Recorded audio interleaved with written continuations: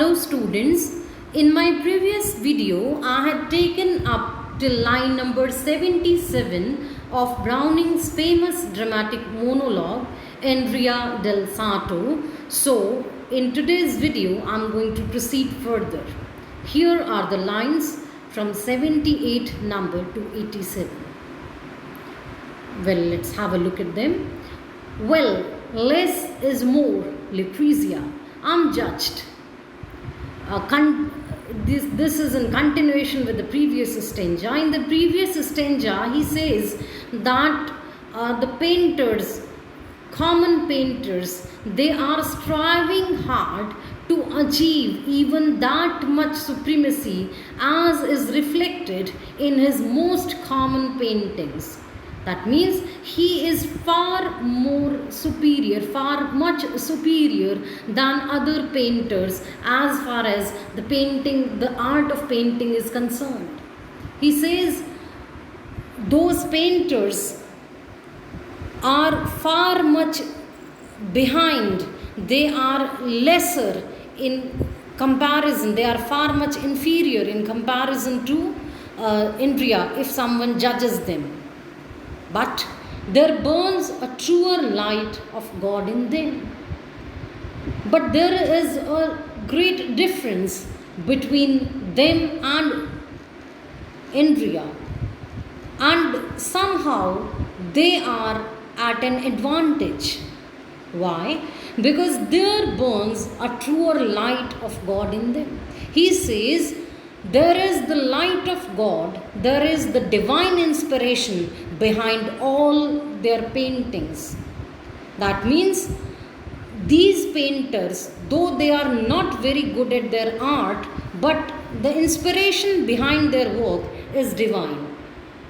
However, he is inspired by the beauty of his wife Lucrezia. That means immortal beauty is behind his inspiration. So definitely something divine will always be better or superior than something which has been inspired by mortal beauty.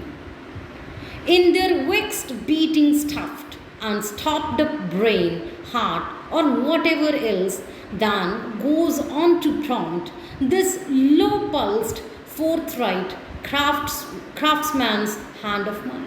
He says their heart, their soul or their brain is vexed up. It is having very you can say limited scope. It is already vexed up. It is already filled. And their brain has now stopped up. Their vision is so narrow that now they are not having any more ideas about painting. All their ideas, whatever was there in their minds or in their heart, they have painted.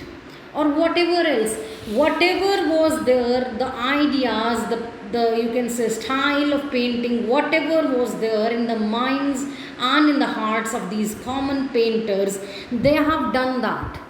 Then goes on to prompt this low-pulsed, forthright craftsman's hand of mine. My hand, I as a painter, he is calling himself a craftsman. He says, I as a craftsman who happen to be low-pulsed, though my inspiration is of baser quality, still I am better than them. But even then, these painters have an advantage over him because according to Andrea, in their stopped up brain, in their narrow visioned you can say heart and soul, there is the true light of God who is prompting them, who is inspiring them to go ahead in the field of painting. Whereas he himself is being inspired by the beauty of his wife. And even his wife is not faithful to him. Their works drop groundward, but themselves, I know, reach many a time a heaven that's shut to me. Now, these lines are a kind of self-revelation. There is a kind of self-revelation in these lines. He is bearing his soul in these lines. He says, I know that their work, the work of these common painters, it drops groundward. That means it is not of very good quality as compared to mine. My work is of utmost supremacy over these painters. So I know that their work is groundward, it is baser, it is of baser quality, but they themselves are reaching heaven.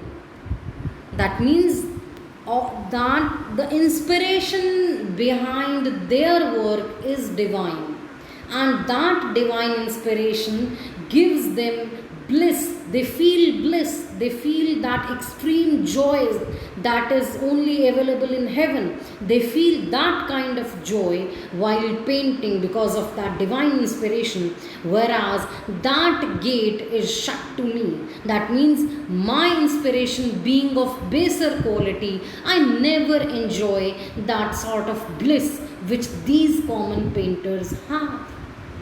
Enter and take their place, they're sure enough, though they come back and cannot tell the world. He says these painters reach heaven many times. While painting, they reach that stage, they attain that stage of utmost bliss, and they feel that thing within their hearts, and it appears to them as if they have reached heaven and taken their places over there.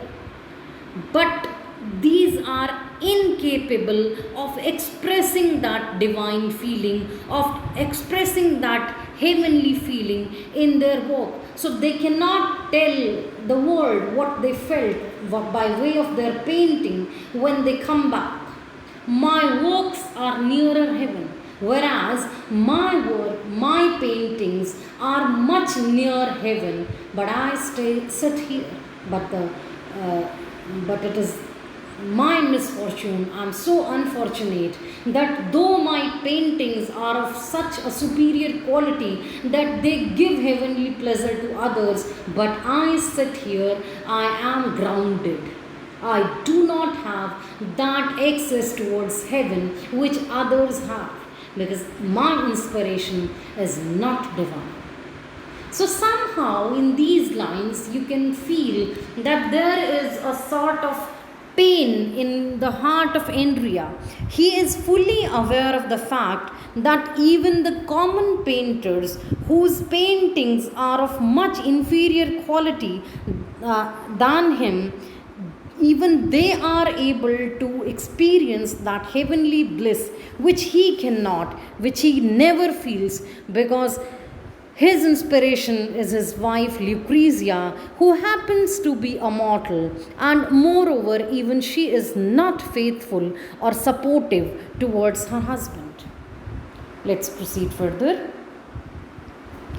The sudden blood of these men, at a word, praise them, it boils, or blame them, it boils too. He says these painters are very common people. Just like a common person very soon gets influenced by the praise or blame, in the same way they also get impressed by praise or blame. If someone blames them, they become angry. If someone praises them, they become extremely happy. So they live in extremities. They don't have that calm and composed attitude, that placid mentality which I have. I, painting from myself and to myself, know what I do, am unmoved by men's blame or their praise either. He says, I, who happens to paint for myself and to myself. He says, why for myself and to myself?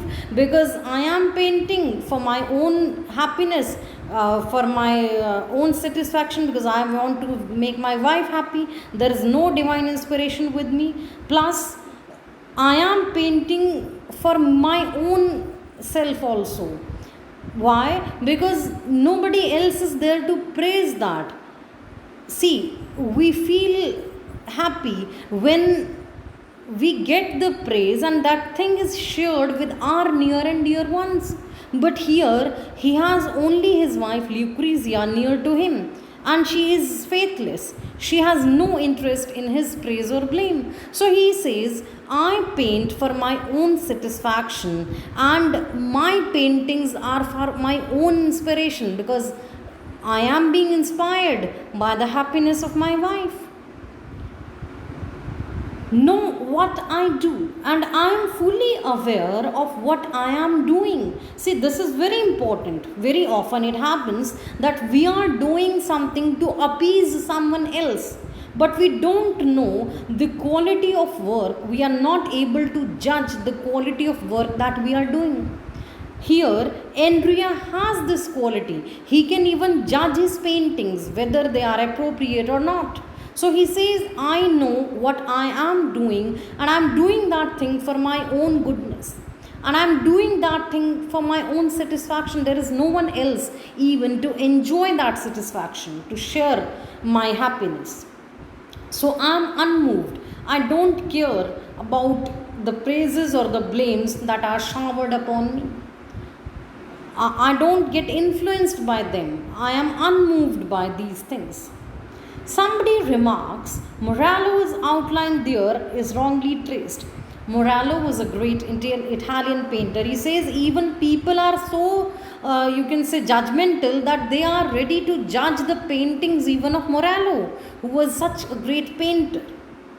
And they can very well, you can say, very easily they can say that, see, in Morello's painting, the outline is wrong.